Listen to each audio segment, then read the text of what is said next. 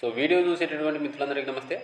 So నిన్న మనం గుంటూరులో హోంగార్డ్ అభ్యర్థులకు వచ్చేసరికి ఈవెంట్ జరుగుతాయని చెప్పేసి నిన్న వీడియో కూడా చేయడం అనేది జరిగింది. మరి ఆ ఈవెంట్స్ ప్రక్రియలో ఎంతమంది హోంగార్డ్ అభ్యర్థులు తుదిరాత పరీక్షగా అర్హత సాధించారు, అలాగే హైట్ విషయంలో నష్టపోయినటువంటి అభ్యర్థులు ఏం చేయాలి అనేటువంటి సమాచారం కూడా ఈ యొక్క వీడియోలో మీకు తెలియజేసేటువంటి ప్రయత్నం చేస్తాను. వీడియోని ఎక్కడ స్కిప్ చేయొద్దు.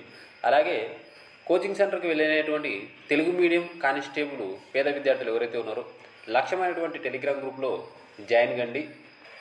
దాదాపుగా 190 మంది కానిస్టేబుల్ అభ్యర్థులు నేను 120 నుంచి 130 మార్కులు సాధించే విధంగా తయారు చేసినటువంటి ప్రణాళికాబద్ధమైనటువంటి రోజువారీ టైం టేబుల్ ఫాలో అవుతూ ప్రతిరోజు ఎగ్జామ్స్ రాస్తూ వారి యొక్క కానిస్టేబుల్ మెయిన్స్ రాత పరీక్ష సంబంధించి ప్రిపరేషన్లో ఉన్నారు.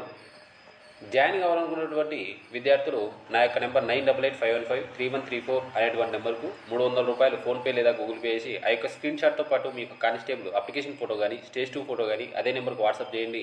మీకు గ్రూప్ లింక్ పంపడం అనేది జరుగుతుంది. జాయిన్ కండి. కేవలం 2 నెలల్లోనే పూర్తి స్థాయి సిలబస్ను మీతోనే కంప్లీట్ చేయించడమే కాకుండా ప్రతిరోజు ప్రణాళికాబద్ధమైనటువంటి టైం టేబుల్ ఇచ్చి ప్రతిరోజు ఎగ్జామ్స్ పెట్టి మీకు 120 నుండి 130 మార్కు తగ్గకుండా మెయిన్స్ ఎగ్జామ్లో వచ్చేటటువంటి ప్రయత్నం మనం ఈ యొక్క లక్ష్యమైనటువంటి టెలిగ్రామ్ గ్రూప్లో చేస్తూ ఉన్నాము. కావాల్సిన వాళ్ళు జాయిన్ కండి. ఇక టాపిక్లోకి వెళ్తే నిన్న మనం గుంటూరు సంబంధించి హోంగార్డ్ అభ్యర్థులకైతే దేహదారుడి పరీక్షలు నిర్వహిస్తున్నారని చెప్పేసి మనం నిన్న వీడియో చేశాము. ఒకసారి అందుకు సంబంధించినటువంటి న్యూస్ చూడండి. ఈ యొక్క గుంటూరు సంబంధించి కానిస్టేబుల్ ఉద్యోగాలకు దరఖాస్తు చేసుకున్నటువంటి హోంగార్డులకు శనివారం పోలీసు కవాతు మైదానంలో దేహదారుడి మరియు పరుగు పోటీలు నిర్వహించారు. 40 మంది అభ్యర్థులకు 7 సంబంధిత ధృవపత్రాలు లేకపోవడంతో వెనుతిరిగారు.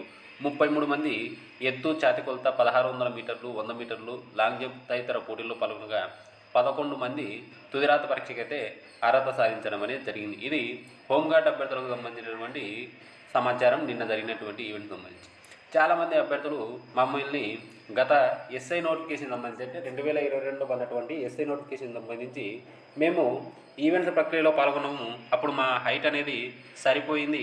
మెయిన్స్ రాత పరీక్షలో మేము ఉత్తీర్ణత సాధించలేదు. కానీ ఈ కానిస్టేబుల్ నోటిఫికేషన్ సంబంధించి ఏదైతే పీఈటీ, పిఎంటీ పరీక్షల్లో మమ్మల్ని హైట్లో తీసేశారు అని ఎవరైతే బాధపడతా ఉన్నారో ఆ అభ్యర్థులు అయితే నేను డిస్క్రిప్షన్లో ఒక టెలిగ్రామ్ గ్రూపు లింక్ ఇచ్చాను.